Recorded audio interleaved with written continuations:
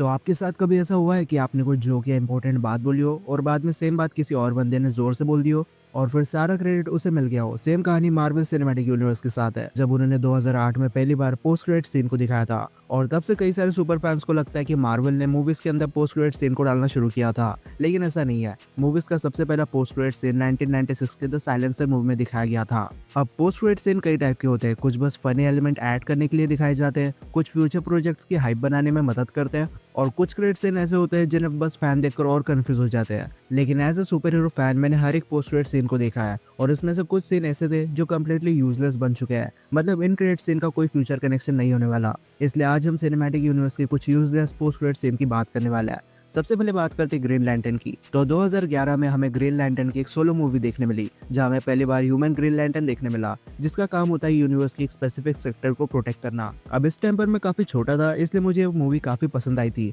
लेकिन उस टाइम के जो मैच्योर सुपर फैंस थे उन्होंने इस मूवी को काफी हिट दी। कोई ग्रीन लैंटर्न के फेस मास्क को लेकर उसे चिढ़ा रहा था, तो कोई सीजीआई कॉस्ट्यूम को लेकर, और सुपर विलन के नाम पर हमें पैरालैक्स देखने मिला, लेकिन ये सिर्फ धूल मिट्टी थी, ठीक फैंटास्टिक फोर की गैलेक्टस की तरह, जबकि पैरालैक्स एक एंटिटी है। पर इस मूवी के पोस्ट क्रेडिट सीन में हमें सिनेस्टर दिखा, जो कि ग्रीन लैंटर्न होता है। वो आगे जाकर गार्डियंस ऑफ द यूनिवर्स को बिट्रे करता है और येलो रिंग पहनकर बन जाता है yellow lantern. Basically yellow colour green lanterns की एक बड़ी वीकनेस है और सिनेस्ट्रो के हिसाब से फेयर एक बेटर वेपन है विल पावर के कंपैरिजन में। अब ये स्टोरी कंटिन्यू होती है तो हमें दिखाया जाता है कि कैसे सिनेस्ट्रो येलो लैंटर्न्स की टीम फॉर्म करता है और ग्रीन लैंटर्न्स को टेक डाउन करने की कोशिश करेगा। और फ्यूचर में हमें और भी डिफरेंट काइंड ऑफ लैंटर्न देखने मिल जाते हैं। पर ग्रीन लैंटर्न बनी थी $200 मिलियन में और वर्ल्ड वाइड इसने सिर्फ $220 मिलियन कमाए, जिसकी वजह से एक फ्लॉप बनकर रह गई। फिल्म मेकर्स ने इसके सीक्वल का प्लान ड्रॉप कर दिया और हमें येलो लैंटर्न कॉर्प्स का भी देखने नहीं मिले, जिसकी वजह से पोस्ट क्रेडिट सीन यूजलेस और डिजास्टर बनकर रह गया।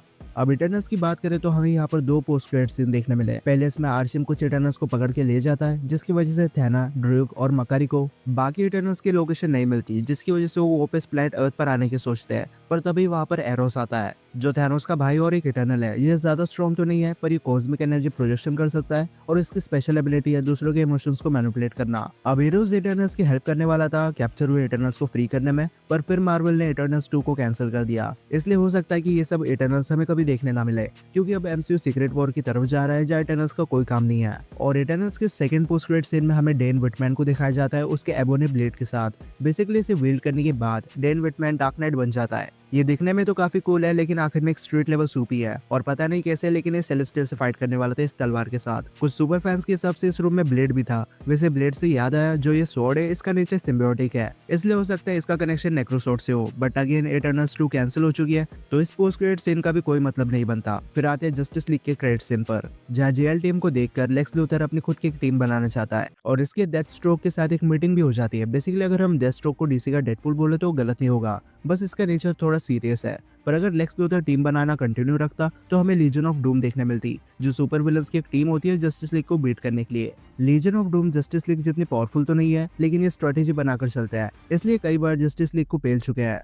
अब 2017 में इस पोस्ट क्रेडिट सीन को हमें दिखाया गया था। इसके बाद कई सारे डीसीओ के प्रोजेक्ट रिलीज हुए, पर कई भी लेक्स लूथर और लीजन ऑफ डूम का रेफरेंस देखने नहीं मिला। हो सकता है फिल्म मेकर्स के पास इस टीम को लेकर कोई विजन ना हो। और इसके बाद तो डीसीईयू में बहुत सारी प्रॉब्लम शुरू हो गई और अब तो डीसीयू फुल्ली रिबूट हो चुका है, इसलिए पोस्ट क्रेडिट सीन ही वेस्ट हो चुका है। और शज़म 2 का क्रेडिट सीन भी कुछ वर्थवाइल नहीं था। यहाँ शज़म को ऑफर आता है जस्टिस सोसाइटी का मेंबर बनने के लिए। शज़म हाँ तो कर देता है, लेकिन अगेन डीसीयू रिबूट हो चुका है, इसलिए अब तो शज़म कभी इस टीम का मेंबर नहीं बन पाएगा। और जब बात आती है जेएसएल की, तो इसमें ब्लैक एडम भी एग्जिस्ट करता है। अब ब्लैक एडम मूवी से ज्यादा इसका पोस्ट क्रेडिट सीन ज्यादा फैन फेवरेट बना, क्योंकि बहुत सारी कंट्रोवर्सी के बाद हमें हेनरी कैविल फिर से सुपरमैन के रूप में देखने मिले। इस पोस्ट क्रेडिट सीन में हमें ये दिखाया गया था कि ब्लैक एडम जैसे बींग्स को टक्कर देने के लिए सुपरमैन जैसे सुपर ह्यूमंस भी एग्जिस्ट करते हैं। बहुत ज्यादा पॉसिबिलिटी थी कि हमें फ्यूचर में इन दोनों का एक टीम अप देखने मिलता है, या फिर ये दोनों एक दूसरे के साथ फाइट करते। लेकिन कुछ दिनों बाद ही जेम्स गन ने ऑफिशियली अनाउंस कर दिया कि अब डीसी रिबूट होने वाला है और Henry Cavill as a Superman हमें अब देखने नहीं मिलेंगे। और फिर ये पोस्ट क्रेडिट सीन भी वेस्ट हो गया। सेम कहानी फ्लैश के साथ है। सुपर गर्ल के लिए फ्लैश ने टाइमलाइन की जो बैंड बजा के रख दी थी,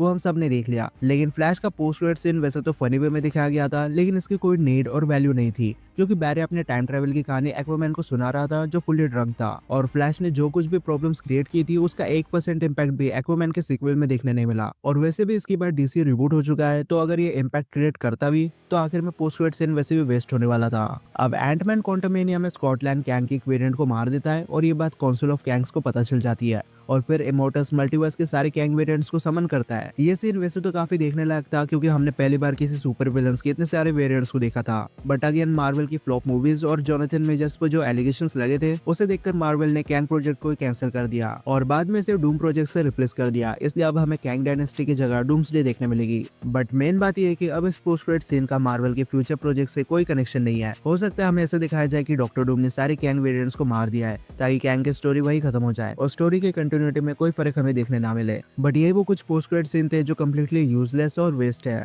अब अगर आपको लगता है किसी पोस्ट क्रेडिट सीन को इस लिस्ट में होना चाहिए था तो मुझे कमेंट सेक्शन में जरूर बताना।